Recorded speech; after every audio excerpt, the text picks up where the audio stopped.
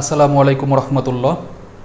তোমাদের সবাইকে শুভেচ্ছা এবং অভিনন্দন। আশা করি তোমরা সবাই ভালো আছো, তোমাদের মন মেজাজও ভালো আছে, কারণ মন মেজাজ ভালো না থাকলে তো আর ক্লাস দেখবা না।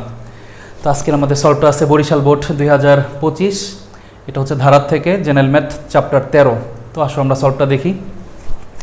ক নাম্বার, আমাদের এই জিনিসটার থেকে সমান্তর ধারার পি এর মান বের করতে বলতেছে। তো ধারাটা একটু তুলি।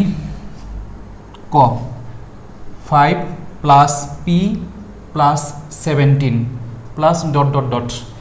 এখন এখান থেকে পি এর মান তুমি কিভাবে বের করবা? পি এর মান বের করার সুন্দর একটা উপায় আছে, সেটা হচ্ছে যেহেতু বইলেই দিছে এটা একটা সমান্তর ধারা। সমান্তর ধারাটা সাধারণত কীরকম হয়, যেমন দেখো 2, তারপরে 4, তারপরে 6, এরকম যদি কোনো ধারা চলমান থাকে, দেখো এই দুইটার পার্থক্য কত হবে? 2। এই দুইটার পার্থক্য কত হবে? 2। তার মানে সমান্তর ধারার ক্ষেত্রে পার্থক্যগুলো কি হয়? সমান, অর্থাৎ এই দুইটার বিয়োগফল আর এই দুইটার বিয়োগফল সেম। তো আমি ওই কাজটা এখানে করতে পারি। আমি এখানে লিখতে পারি যেহেতু ইহা একটি সমান্তর ধারা, শর্ত মতে, জাস্ট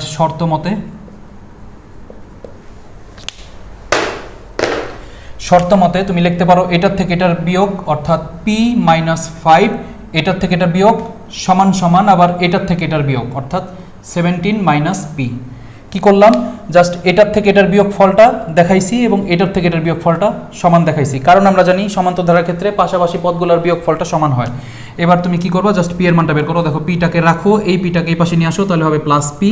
আর এখানে তোমার আছে 17, এই 5টাকে এই পাশে নিয়ে আসলে হবে প্লাস 5। বা পি আর পি যোগ দিলে আমি 2টা পি পাবো, আর 17 আর 5 যোগ দিলে পাওয়া যাবে 22। বা 2 এখানে গুণ আছে, এই পাশে নিয়ে আসলে ভাগ হবে, অর্থাৎ পি এর মান পাওয়া যাবে 11। সুতরাং পি সমান 11। এটাই হইল ক নাম্বার প্রশ্নটার অ্যান্সার।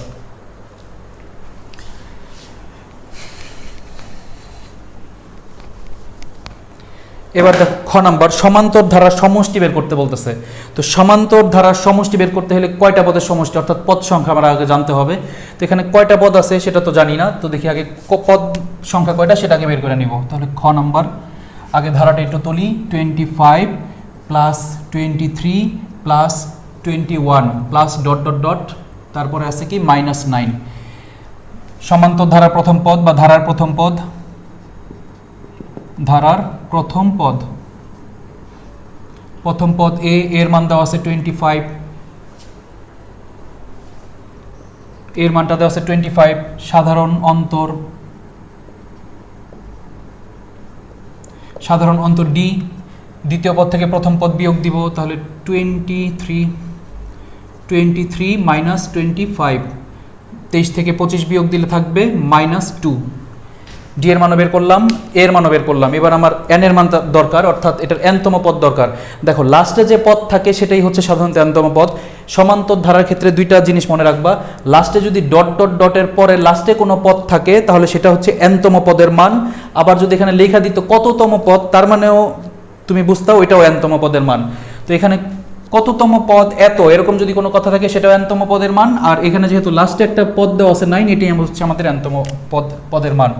এখানে আমি তাহলে লিখতে পারি শর্ত মতে এনতম পদের সূত্র হচ্ছে a plus n-1 into D, আর এই পদের মানটাই ওই যে -9। এবার আমি মানগুলো বসাই। এর মান আমাদের আছে 25 প্লাস n এর মান আমরা জানি না, তাহলে n-1, আর ডি এর মান হচ্ছে -2 সমান এখানে আছে -9। বা 25 এখানে যোগ আকারে আছে, এই পাশে নিয়ে আসলে সেটা বিয়োগ হবে। তো এখানে লিখতে পারি n-1, তারপরে আছে -2 সমান সমান -9, আর এটা এই পাশে আসলে হবে -25। বা n-1, এরপর আছে -2, এটা গুণ আকারে, আর এখানে -9 আর -25, অর্থাৎ মাইনাসে মাইনাসে হবে প্লাস। দুইটাকে যোগ করব, 25 যোগ 9, এটার আনসার হচ্ছে 34। তাহলে 34, বড় জনের সাইন অবশ্যই থাকবে। এবার দেখো 2 এখানে ভাগ আকারে আছে, জাস্ট এই পাশে নিয়ে আসলে, 2 এখানে গুণ আকারে আছে, এই পাশে নিয়ে আসলে হবে ভাগ।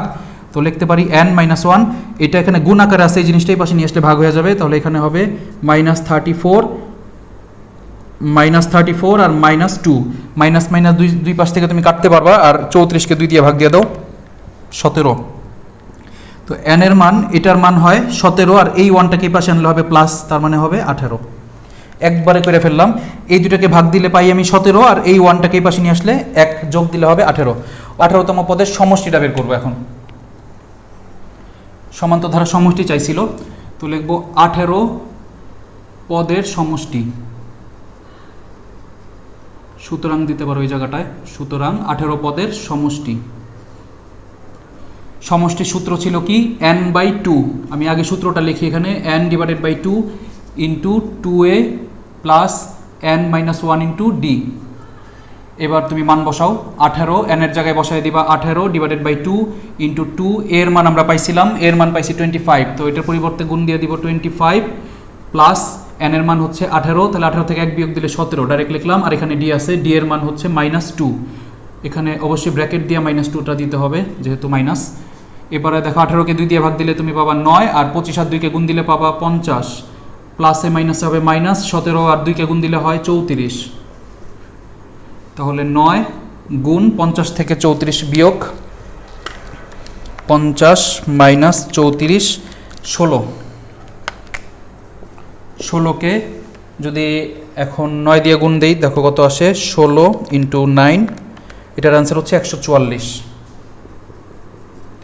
অর্থাৎ এই সমষ্টি, সমান্তর ধারার সমষ্টিটা হচ্ছে 144। এখন দেখো গ নাম্বার, তো গুণোত্তর ধারার অষ্টম পদ আমাদের বের করতে বলতেছে। গুণোত্তর ধারা কোনটা ছিল, এই যে দ্বিতীয়টা, তাহলে এইখান থেকে অষ্টম পদ বের করতে হলে অবশ্যই আমাদের এর মান এবং আর এর মান বের করে নিতে হবে।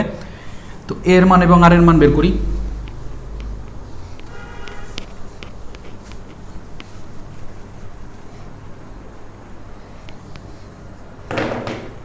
খ নাম্বার করলাম, তাহলে গ নাম্বার আমাদের ধারাটা দেওয়া ছিল 4, তারপরে প্লাস এক্স প্লাস ওয়াই, তারপরে প্লাস 2 5 6, এই হচ্ছে আমাদের ধারাটা দেওয়া ছিল।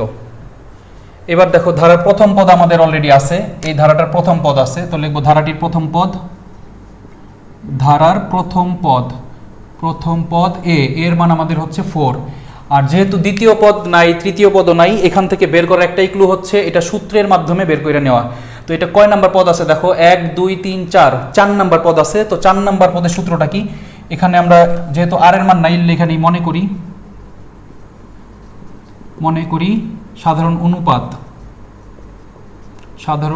অনুপাত সমান আর, এটা ধরে নিলাম। এবার দেখো এটা যেহেতু 4 নাম্বার পদ, 4 নাম্বার পদের nতম পদের সূত্র হচ্ছে, শর্তমতে লিখি আগে, শর্তমতে nতম পদের সূত্র হচ্ছে a r পাওয়ার 3। যততম পদ দরকার তার আর এর মান একটা কম হয়, তো এখানে আমাদের 4 নাম্বার পদ আছে, তাহলে আর এর মান হবে 3 a r কিউব, আর এর মান আমাদের এই যে দেওয়া আছে 256। এবার তুমি এর মান বসায় দাও, এর মান হচ্ছে 4 ইন্টু আর কিউব যা আছে থাকবে, আর এখানে আছে 256, বা 4 এখানে গুণ আকারে আছে, এই পাশে নিয়ে আসলে হবে ভাগ, তাহলে আর কিউব সমান 256কে যদি 4 দিয়ে ভাগ দেই, 256 ডিভাইডেড বাই 4, এটার অ্যান্সার হচ্ছে 64। যেহেতু কিউব তোমার দরকার, তো এখানে লিখতে পারি আর কিউব, এটাকে কিউব দরকার, তার মানে 4কে কিউব দিলেই আমি 64 পাবো, দুই পাশ থেকে কিউব কাটা যায়, তাহলে আর এর মান 4। আমার দুইটা মান বের হয়ে গেছে, আর এর মান বের হয়ে গেছে এবং এর মানও বের হয়ে গেছে। এবার আমার কি করতে হবে, গুণোত্তর ধারার অষ্টম পদ বের করতে হবে। তাহলে অষ্টম পদের সূত্র একটু আগে আমি বললাম, যততম পদ বলবে তার আর এর মান একটা কম, তাহলে লিখবো সুতরাং অষ্টম